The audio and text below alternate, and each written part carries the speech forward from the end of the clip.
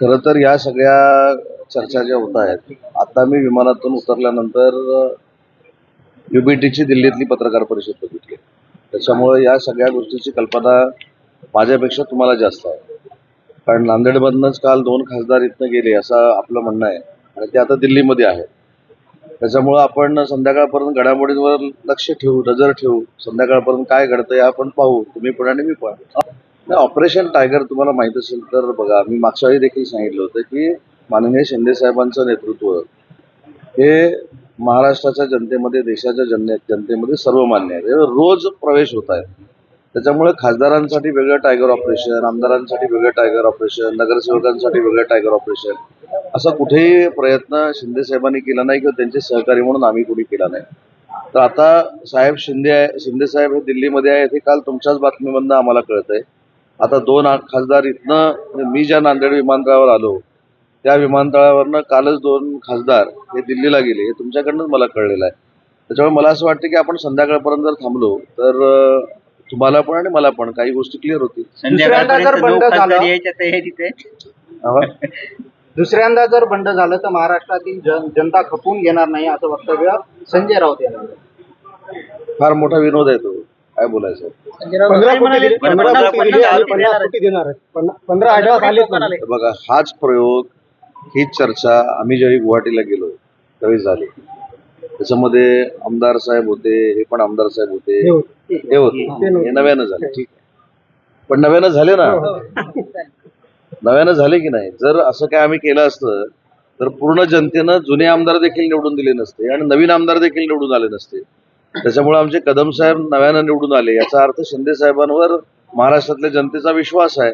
आणि दुसरी महत्वाची गोष्ट की हा गांडू आहे, तो गांडू आहे, हे काही शब्दप्रयोग राजकारणामध्ये चांगले नाही. शेवटी राजकारणामध्ये जनता ठरवत असते, मतदार ठरवत असतात काय करायचं ते. आणि आमच्या बाजूनं नगरपालिकांमध्ये कौल आला, महानगरपालिकेला कौल आला, जिल्हा परिषद पंचायत समिती कौल आला, तर मतदारांचा कौल महत्वाचा असतो. त्याच्यामुळे कोण गावगुंड पाठवून जर मस्ती करणार असतील तर पोलीस त्याच्यावर कारवाई करतील, पोलीस त्याची दखल घेतील. पण जिथं ऑपरेशनच, हेच सांगतात ऑपरेशन चालू आहे, हेच सांगतात. कसं आहे की आपल्या माणसावर आपणच जर विश्वास ठेवतो तो शेवटी नाईलाजानं ह्या सगळ्या प्रक्रिया करत असतो.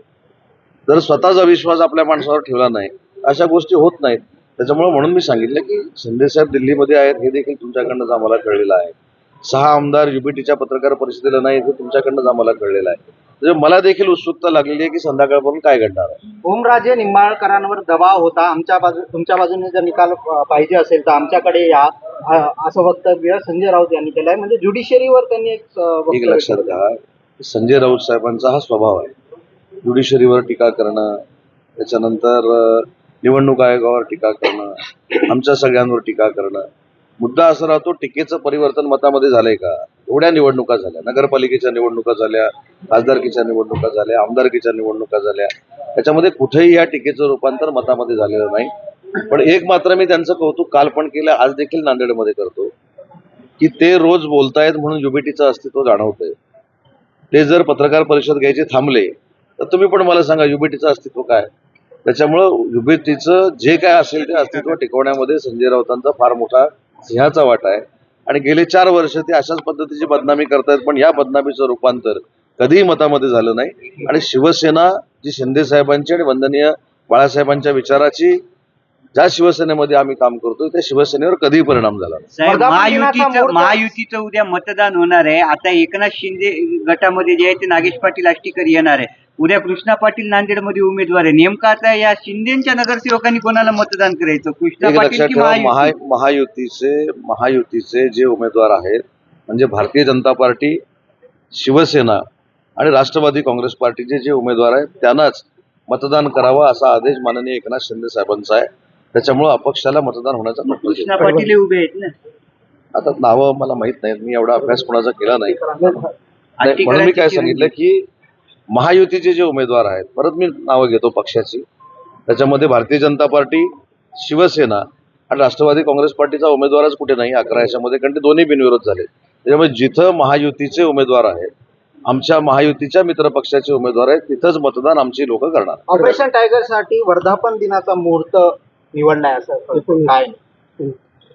आपण संध्याकाळपर्यंत थांबू ना.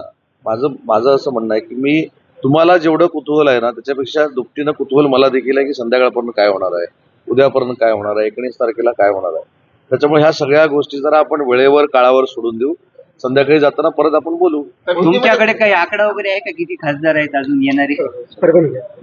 तर एकूण टोटल युबीटीची आकडा 9च आहे, तर त्याच्यापेक्षा जास्त कशी येऊ शकतात. त्याच्यामुळं येण्यावर चर्चा झाली नाही, परंतु ते गैरहजर राहतील, ते गैरहजर राहून शिंदे साहेबांच्या संपर्कात आहेत, ते शिंदे साहेबांबरोबर जातील. हा अविश्वास 15 कोटीचा संबंध नाही, हा विश्वास दाखवल्यामुळेच, अविश्वास दाखवल्यामुळेच कदाचित हे 6 खासदार युबीटीच्या पत्रकार परिषदेला नसावे. दुसऱ्यांदा संजय राऊत ने आरोप लगाया है कि मराठी दुसऱ्यांदा बंड होतोय उद्धव ठाकरे यांच्याबद्दल, का नाराजी असेल एवढी?